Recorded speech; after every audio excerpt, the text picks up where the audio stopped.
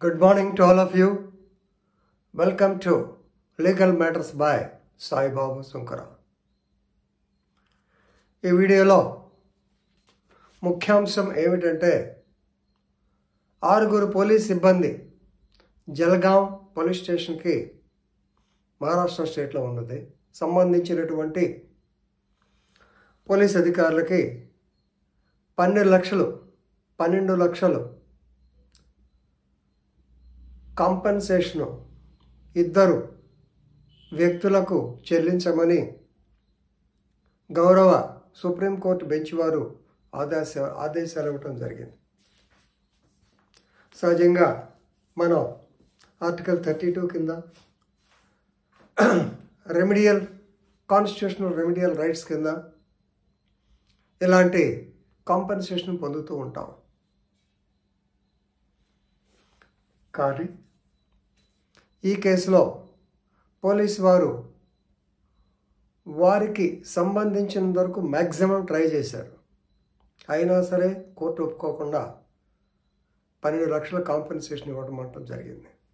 ఈ కేసులో ఆ పేరు శత్రుఘ్న ఆత్మారాం పాటిల్ పోలీసు వారు Shatrughna Atmaram Patil and 5 others versus Vinod Dudhu Chaudhari and another SLP number 14585 by 2023 decided on 30th January 2024 by 2 judges bench, Justice Vikramath and Satish Sharma.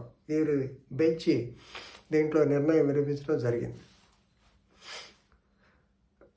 ఇక case పూర్వపరాలకు వెళితే ఒక ఇన్స్పెక్టర్ గారు, ఒక SI గారు, ఒక హెడ్ కానిస్టేబుల్, 3 పోలీసులు ఈ 3 మీద 12 లక్షలు కట్టమంటాం జరిగింది. ఎందుకంటే ఈ జల్గాంలోని మహారాష్ట్రలోని జల్గాంలో ఒక ఆయన రాజీవ్ రామారావు చవాన్ అనే అతనికి ఓ ప్రాపర్టీ ఉంది. దానిలో టెనెంట్స్ ఖాళీ చేయట్లా, ఉన్నవాళ్ళు ఖాళీ చేయట్లా. సో ఇతను ఈ was forced to cell away the property in 2022 early డేస్లో ఒక 5 అమ్మేశాడు. వీళ్ళేమో ఖాళీ చేయట్లా, అయినా సరే అమ్మేశాడు. అంటే లిటిగేషన్ ఉన్న ప్రాపర్టీని ఇట్లా అమ్ముతూ ఉంటారు. అమ్మిన తర్వాత వీళ్ళకి తెలిసేదో కొంచెం గొడవ చేసినట్టున్నారు. దాని మీద ఇతను ఆత్మహత్య చేసుకున్నాడు. ఈ committed suicide on knight of 8/3/2022 suicide చేసుకుంటూ ఒక death note are suicide note రాశాడు. ఏమని, నేను ఈ టెనెంట్స్ వల్లనే పరిస్థితి ఇట్లా వచ్చింది, నేను వీళ్ళ వల్లనే ఆత్మహత్య చేసుకోవాల్సిన పరిస్థితి వచ్చింది, లెటర్ రాసిపోయాడు. అది జల్గాం పోలీసులకు దొరికింది. శవపంతేజ జరిగింది. యాక్చువల్గా ఇలాంటి నోట్ ఉంటే సెక్షన్ 306 IPC కింద కేసు రిజిస్టర్ చేస్తారు. పోలీసులు ఏమీ లేకుండానే ఈ 3 టెనెంట్స్లో 2 పిలిపించి, ఎవరు వినోద్ దూధు చౌదరి అండ్ అనదర్ 2 పిలిపించి, మీరే ఈ హత్యకు ఈ చనిపోవడానికి కారణం, మీ మీద కేసు పెడతా, మామూలుగా పోలీసు వ్యవహారం ఉంటుంది. వాళ్ళని 24 hours లోపలేశారు.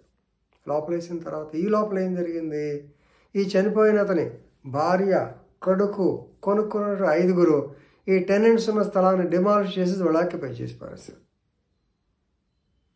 యాక్చువల్గా వీళ్ళు ఖాళీ చేయలేదు. ఈ వైఫ్ అండ్ చైల్డ్ ఏం చేశారు, తెలివిగా వీళ్ళని జైల్లో పెట్టించి, పోలీస్ స్టేషన్లో పెట్టించి 24 గంటలు వాళ్ళ పని వాళ్ళు చేసుకున్నారు. అయిపోయిన తర్వాత పోలీసులు వీళ్ళని బలవంతంగా అఫిడవిట్ రాయించుకున్నారు. They were forced to sign the affidavits. ఏమని, పీస్ఫుల్ వెకేషన్ జరిగిందని, అంటే మా ఇష్ట ప్రకారమే మేము వదులుకున్నాము, మామూలుగా కొనుక్కున్న వాళ్ళు హ్యాండ్ ఓవర్ చేసుకున్నారు అనేటువంటిది. ఇది పెద్ద కొత్తగా, అంటే మీ వినేవాళ్ళు కొత్తగా అనిపించవచ్చు, కానీ ఇది రొటీన్లో జరుగుతూ ఉండేది. పోలీస్ స్టేషన్లో జరుగుతూ ఉంటాయి. పోలీస్ స్టేషన్లో సివిల్ కేసుల్లో పోలీసులు పంచాయతీ చేయరంటారు, కానీ ఎక్కువ జరుగుతూ ఉంటాయి.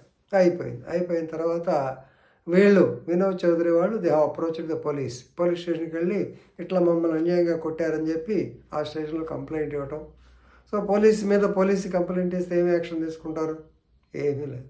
అయిపోయి తర్వాత they approach the superintendent of police, అంటే సెక్షన్ 154 సిఆర్పిసి ప్రకారం ఫాలో అయ్యారు, అంటే లాయర్ లీగల్ అడ్వైస్ ఉందన్నమాట. అయినా పెద్ద రిప్లై లేదు. తర్వాత they filed private complaint before the concern magistrate. Magistrate గారు ఏం చేశాడు, 156 క్లాస్ 3 సిఆర్పిసి కింద ఫార్వర్డెడ్ ఫర్ ఎంక్వైరీ అని ఆయనకే రాశారు. సో జనరల్గా పోలీసు, మ్యాజిస్ట్రేటు, కోర్టు రోజు కనపడుతుంటారు కాబట్టి కొంచెం లీనియంట్ వ్యూ ఉంటుందని మనం అనుకోవచ్చు. సహజంగా ఉండదు, జడ్జిలు అలా చేయరు. ఆయన ఇష్టం, జడ్జి గారి ఇష్టం, మనం ఏమంటానికి లేదు. అయిపోయి ఆ తర్వాత జిల్లా కోర్టులో వేశారు. జిల్లా కోర్టు చాలా సీరియస్ అయింది. ఇన్ని ఫ్యాక్ట్స్ పెట్టుకుని మ్యాజిస్ట్రేట్ గారు 156 క్లాస్ 3 820 నో ఆయన కొంతమంది విట్నెస్లు ఎగ్జామ్ చేసి ఫైల్ చేయాలి అని చెప్పి, ఇలా కాదని వాళ్ళు ఏంటంటే పోలీసులు కేసు రిజిస్టర్ చేయండి అని మామూలుగా ఈ సెక్షన్ల కింద రాంగ్ఫుల్ రిస్ట్రైంట్, రాంగ్ఫుల్ కన్ఫైన్మెంట్ వీటి మీద కేసు రిజిస్టర్ చేయమని చెప్పి ఈ యొక్క టెనెంట్స్, తర్వాత ఈ యొక్క భార్య, కొడుకు వీళ్ళందరి మీద 13 మీద కేసు రిజిస్టర్ చేయమన్నారు. కేసు రిజిస్టర్ చేశారు. సీరియస్ అయింది. హైకోర్టుకి వెళ్ళారు. హైకోర్టు కూడా ట్రయల్ కోర్టు చెప్పింది కరెక్టు, ఏది జిల్లా కోర్టు చెప్పింది కరెక్టు, ఉంచాల్సిందే. అల్టిమేట్గా సుప్రీంకోర్టుకి వెళ్ళారు. సుప్రీంకోర్టుకి వెళ్ళేటప్పటికే కొంచెం జనరల్గా పోలీసు కూడా సుప్రీంకోర్టు దాకా వెళ్ళిందంటే వీళ్ళు సామాన్లు కాదు, భయం వేసింది. అల్టిమేట్గా ఏం జరిగింది, సుప్రీంకోర్టుకి వెళ్ళేటప్పటికే ఈ ఇద్దరు ఎవరైతే దూద్ చౌదరి అని చెప్పి వినోద్ చౌదరి, వీళ్ళిద్దరికీ వాళ్ళు 10 లక్షలు ఇచ్చి కాంప్రమైజ్ చేసుకుని సెటిల్ చేసుకున్నారు. కేసుని విత్డ్రా చేసుకున్నారు. పోలీస్ కేసు అక్కడ మ్యాజిస్ట్రేట్ గారు ఎండార్స్ చేసినటువంటి కేసుని 156 క్లాస్ 3 కింద వచ్చిన కేసుని రాజీ పడ్డారు. సుప్రీంకోర్టుకు వచ్చినప్పటికే రాజీ పడ్డాం సార్, ఇంకేం లేదని చెప్పి అఫిడవిట్ వేసేసారు. జస్టిస్ విక్రమ్నాథ్ అండ్ ఇంకొక Satish Sharma, they have gone through the record చూసి, ఓహో ఇదంతా మేనేజ్మెంట్ థియరీ, దీన్ని మేము ఒప్పుకోము అనుకుంటూ పోలీసులు వారిని తీసుకొచ్చి హింసించి ఫాల్స్ అఫిడవిట్ మీద సిగ్నేచర్ చేయించారు. తర్వాత రాజీ పడినంత మాత్రాన ఈ యొక్క ఫ్యాక్ట్స్ ఎక్కడికి పావు అంటూ అర్థమైందా అంటూ the police misused there power. The police assisted in demolishing the property. The police made the people sign the false affidavits. ఈ 3 చేశారు కాబట్టి క్లయింట్స్కి దూద్ చౌదరి అందరికీ 12 లక్షల కాంపెన్సేషన్ కట్టమని ప్రభుత్వాన్ని ముందు కట్టి వారి శాలరీలో వసూలు చేయమని చెప్పి మంచి జడ్జిమెంట్ ఇవ్వడం జరిగింది.